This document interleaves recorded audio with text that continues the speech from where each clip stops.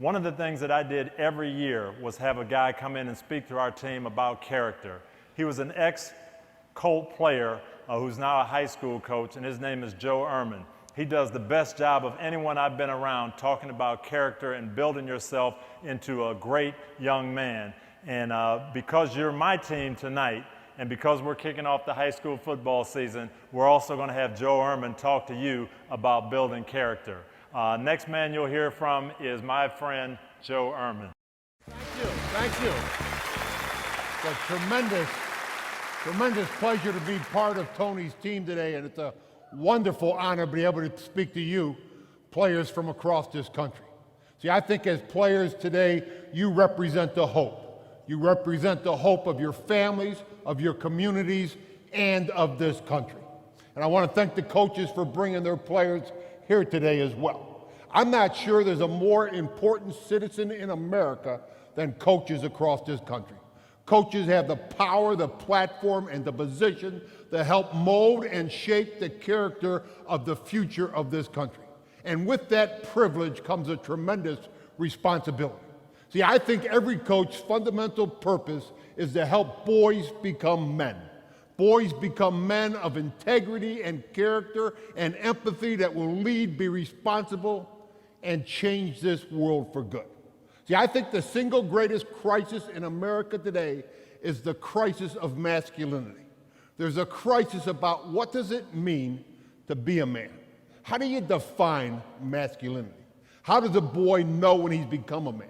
What's a man give his life to? What's the virtues? What's the characteristics that define some kind of authentic masculinity? And I would ask every player here tonight, what is your definition of what it means to be a man? When you string together those couple sentences that are going to guide your own masculine soul, how do you define what kind of man you're going to become and the difference you're going to make in this world? Now, I think there are three fundamental lies that every boy in America receives. They're the same lies that were fed to me when I was a boy that are fed to young boys today. And they come out of this culture. When I talk about culture, I'm talking about the messages that all of us receive that come from the movies, the music, the media, Madison Ave 24/7. And they give us all the wrong concepts and definitions of our own masculinity and manhood. I think the first lie that every boy in America receives is when they're about 8 or 9 years old. And they learn this on ball fields and during recess and on playground all over this country. And that is that this culture teaches boys that what it means to be a man has something to do with athletic ability. Somehow we associate manhood with athletic ability or size or strength or some kind of skill set that allows you to compete on that playground. And I want to say that is an absolute lie. If you're defining your masculinity by your athletic ability, size, or strength, you are set up for a tremendous failure and frustration in life. Because being a man doesn't have a single thing to do with athletic ability. I don't care if you're the best player in the team, going to the state college, or hardly ever get into the game. It doesn't have a single thing to do with being a man. Now here's the second lie. And I think every boy in this country is taught this by the time they are in junior high. And that is, as a culture, we teach young boys that what it means to be a man has something to do with issues of sexual conquest. Somehow we associate masculinity with the capacity to bring young girls alongside of ourselves and then use them. Use them to validate some kind of masculine insecurity or use them to gratify some kind of physical need.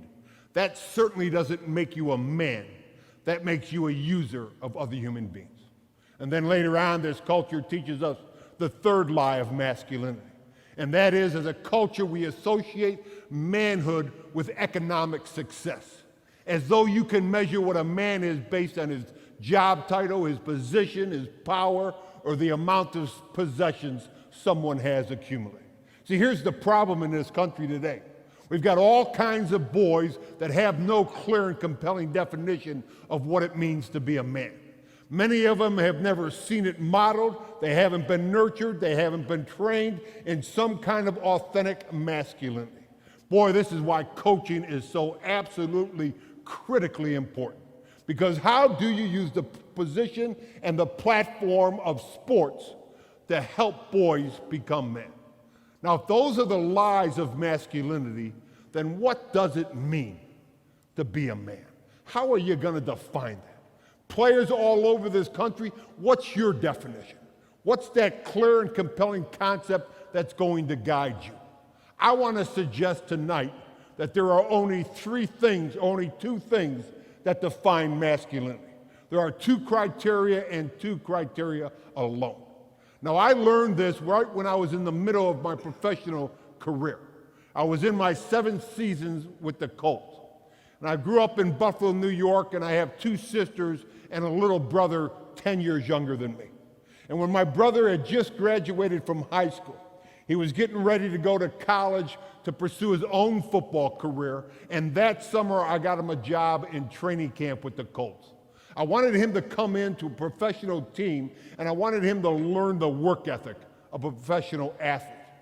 I wanted him to learn the skills and techniques of a defensive lineman that would ensure his own collegiate success.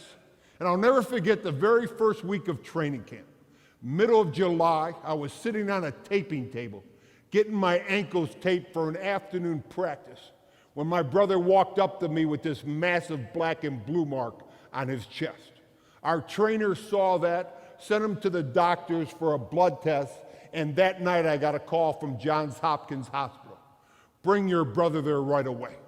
And upon admitting him into the hospital, a doctor pulled me aside and said, listen, Billy's got cancer, and it's the type of cancer where there's virtually nothing we can do for him. And I remembered being absolutely devastated. Devastated, one, by the thought of losing the person that I probably loved the most in this entire world.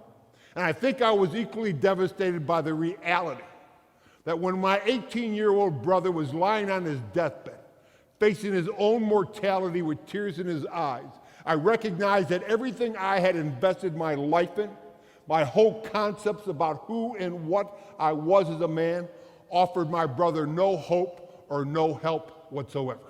When an 18-year-old boy was lying on his deathbed, facing his own mortality with tears in his eyes, all I had was these old locker room speeches about sucking it up, no pain, no gain. See, in retrospect, what I really needed to do was to walk over and just embrace him, tell him how much I loved him, and then wipe those tears away. But I had allowed the culture to define who I was as a man. And the socialization process in America teaches young men to separate their hearts from their head and try to live a masculinity from the neck up. My brother spent 5 months on a pediatric oncology floor.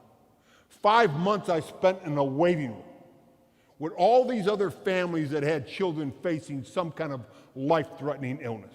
And if you ever want to know where truth in America resides, if you ever want to know where there's perspective and authentic community, it's in those waiting rooms.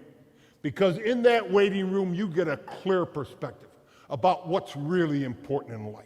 And you see about all the other secondary issues. Boy, you see clearly what you really want for the people that you love and what are unnecessary issues to deal with. Boy, you have this tremendous sense of community.